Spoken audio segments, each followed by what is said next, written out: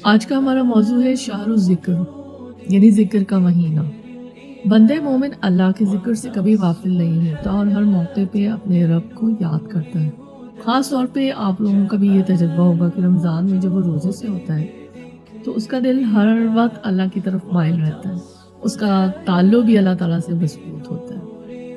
تو ایسے میں کیا کرنا چاہیے، اس کے لیے نسخہ کیا ہونا چاہیے یا اس کی پرسکرپشن کیا ہونی چاہیے کہ اور جو ہے وہ تعلق جو ہے وہ اللہ تعالیٰ سے مضبوط ہو؟ اس کے لیے اللہ تعالیٰ قرآن کی سورت آل عمران 191 میں فرماتے ہیں الذین یذکرون اللہ قیاما وقعودا وعلی جنوبہم، جو اٹھتے بیٹھتے اور لیٹتے ہر حال میں خدا کو یاد کرتے ہیں۔ نبی اکرم صلی اللہ علیہ وآلہ وسلم ہر بات اللہ کا ذکر کرتے تھے اور دوسروں کو بھی اس کی تاکید کرتے تھے۔ حضرت عبداللہ بن بصر سے روایت ہے، ایک شخص نے عرض کیا یا رسول اللہ صلی اللہ علیہ وآلہ وسلم، اسلام کے احکام تو میرے لیے بہت ہیں، بس آپ مجھے ایسی بات بتائیے جس کو میں مضبوطی سے پکڑ لوں۔ اور آپ صلی اللہ علیہ وآلہ وسلم نے فرمایا تیری زبان ہمیشہ اللہ کے ذکر سے تر رہے۔ یہ سنن ترمذی کی حدیث ہے اور 3375 نمبر۔ ایک اور حدیث کے ذریعے سے ہمیں پتہ چلتا ہے کہ اللہ تعالیٰ فرماتے ہیں جب بندہ میرا ذکر کرتا ہے اور اس کے لب ہلتے ہیں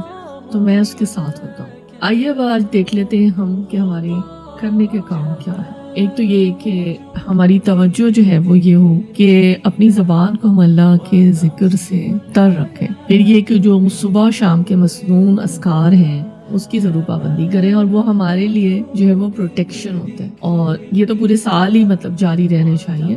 لیکن یہ کہ اس مہینے میں ہم اس کی عادت ڈال لیں، اگر ہماری عادت نہیں ہے تو انشاءاللہ پھر یہ جو ہے بعد میں بھی جاری رہیں گے، وہ ہماری کوشش کے ساتھ۔ اب کوئی اور کام کر رہے ہیں تو اس وقت بھی کوشش کریں کہ اگر کوئی ایسا کام ہے، ہینڈ کا کوئی کام ہے اور آپ اگر کر سکتے ہیں ذکر تو وہ آپ کر لیں۔ ڈرائیونگ کر رہے ہیں لیڈیز، اگر کوکنگ کر رہی ہیں تو اس وقت بھی ایسا ہو سکتا ہے، یا آپ کہیں ڈرائیو پہ جا رہے ہیں تو آپ اس وقت بجائے بلینک فیس کے ساتھ بیٹھے ہوں، اور اگر کوئی ایسی گپ شپ یا بات چیت نہیں ہو رہی یا آپ اکیلی جا رہے ہیں یا اکیلے جا رہے ہیں تو آپ کچھ نہ کچھ ہوتے رہیں۔ تو ایک یہ چیز ہے۔ پھر یہ کہ ہم کو معلوم ہے کہ جو ہے اللہ کی تسبیح سبحان اللہ اور تحمید الحمدللہ، تکبیر اللہ اکبر، تحلیل جو ہے وہ لا الہ الا اللہ، یہ سب شامل ہے۔ بس صرف یہ کہ ہم کو نا اپنی اٹینشن کو اس طرف لانے کی ضرورت ہے، اور یہ اٹینشن جب جاتی ہے تو ڈائریکٹ جو ہے نا وہ ہم اللہ تعالیٰ کے ساتھ آن لائن ہمارا کنیکشن